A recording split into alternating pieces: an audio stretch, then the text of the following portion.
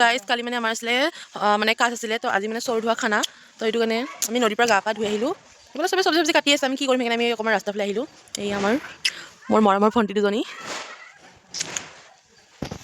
তো এইফালে ভিতৰত আহি চাওঁ যে খুৰী আৰু ভাইটিয়ে খাই আছে টেঙা এইফালে বগৰী জলফাই পূৰা খাই আছে তো সিহঁতৰ পৰা আমি অলপমান খালোঁ এয়া ভিডিঅ' অকণমান কৰি দিছোঁ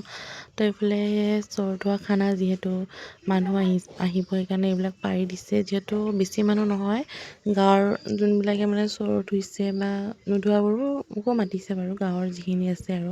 তো এইফালে আমি বিলাই আছোঁ তো তাৰে মাজতে অলপ ভিডিঅ' কৰিছোঁ বিলোৱাৰ মাজতে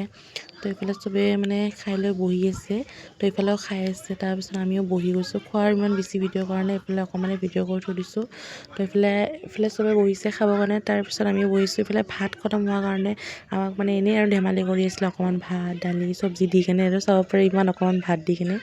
তো তাৰপিছত মানে আমি হাঁহি আছোঁ আৰু যে অলপমান ভাত দিছে তাৰপিছত মানে